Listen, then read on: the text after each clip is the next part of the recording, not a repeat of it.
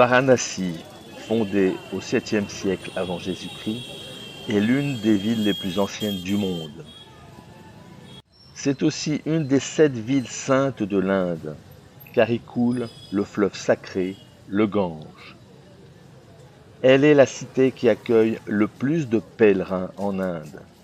Mariage, naissance et bien sûr la mort, on vient de partout en Inde pour célébrer et bénir ici les moments fondamentaux de la vie.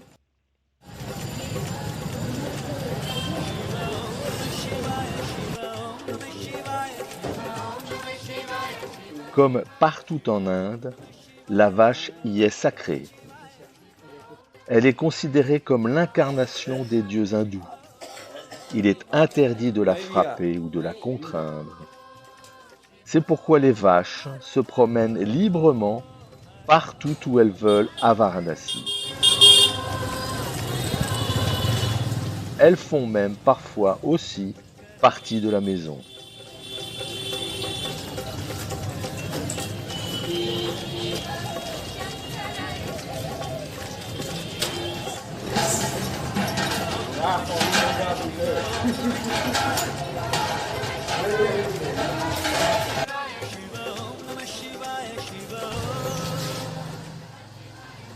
Varanasi vit par et pour la religion.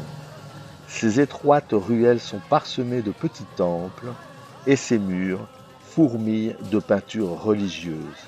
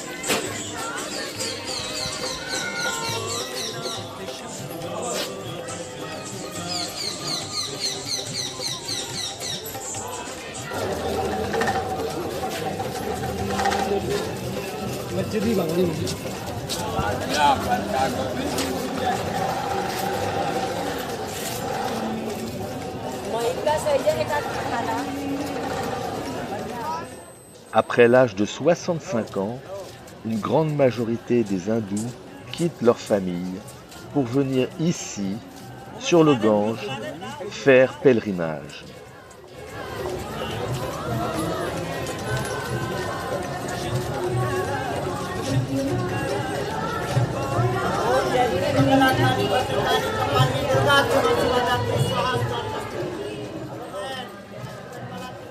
Dans la mythologie hindoue, le Gange est une déesse, la déesse Ganga. Elle est la fille du roi de l'Himalaya, où le fleuve prend sa source. Elle épousa le dieu Shiva, qui la porta dans sa chevelure. On dit que le Gange épouse la forme des cheveux de Shiva. Ganga, à la fois déesse et fleuve, fait couler ses eaux purificatrices du monde des dieux vers celui des hommes pour purifier leurs âmes.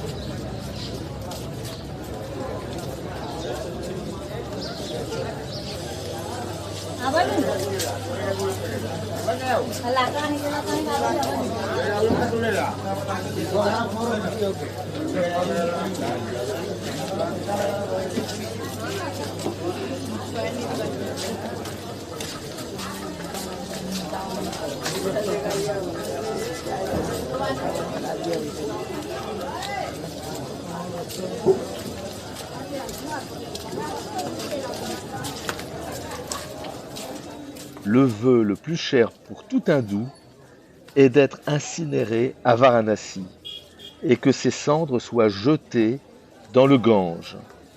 Car selon la mythologie hindoue, quand le corps est brûlé à Varanasi, l'âme échappe au cycle des renaissances et repose dans la paix éternelle.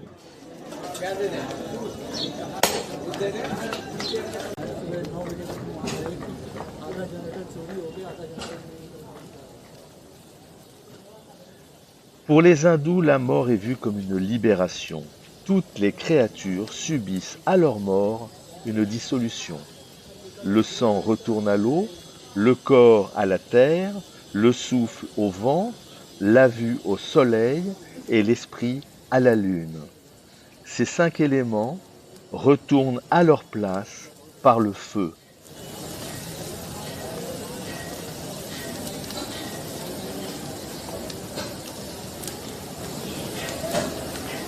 Ici, les maîtres de la crémation sont tous issus de la caste inférieure des dômes. Cette charge se transmet de génération en génération. Ils en ont le monopole et fixent le prix qui peut s'élever à 1 300 € par crémation, une fortune en Inde. Leur rôle est fondamental, car selon les croyances, l'âme ne peut se libérer sans la présence d'un dôme.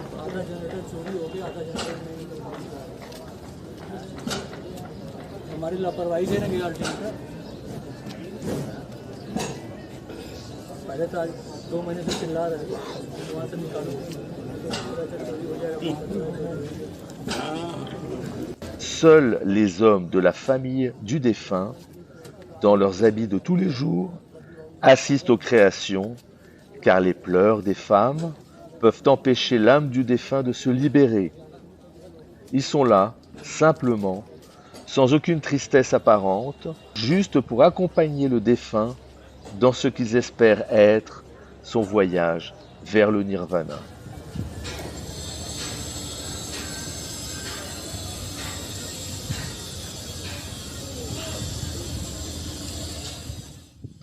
Un corps met environ 3 heures à se consumer entièrement et nécessite 350 kg de bois. Plusieurs centaines de corps sont ainsi réduits en cendres chaque jour.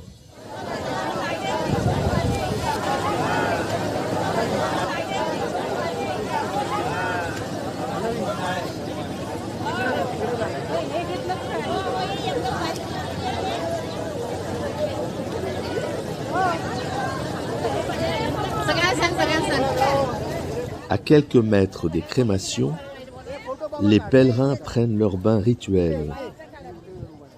On doit plonger la tête 3 fois dans les eaux sacrées du Gange pour laver ses péchés.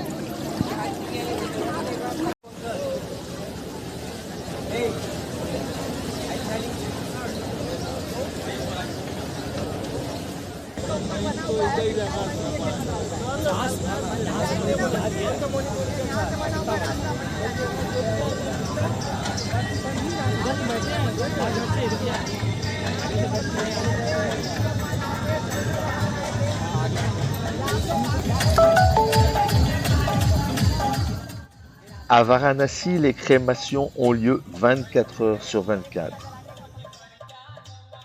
Et comme la mort n'est pas vue négativement, elle fait partie du quotidien des habitants.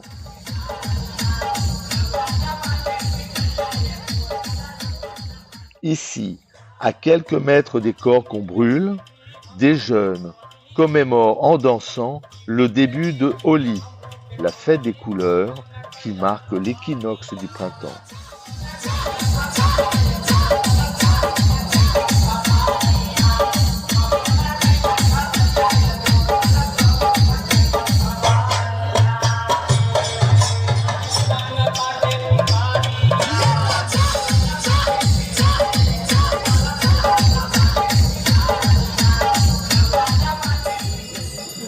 Le soir venu, les fidèles viennent faire flotter des diyas, une petite lampe posée sur une feuille et des fleurs qu'on dépose sur l'eau.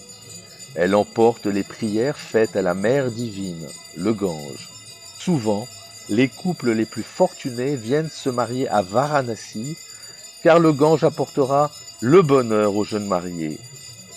Un brahmane est engagé pour réaliser les rites de bénédiction et intercéder auprès de la déesse Ganga.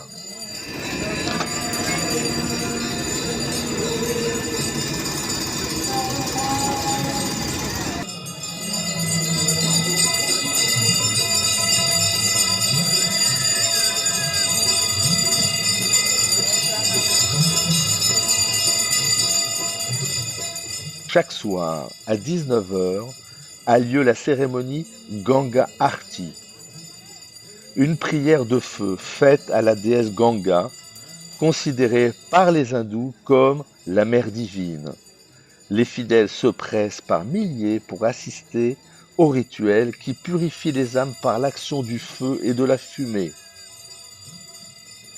Seuls les pandits, prêtres hindous issus de la caste supérieure des brahmanes, sont autorisés à réaliser le Ganga Aarti.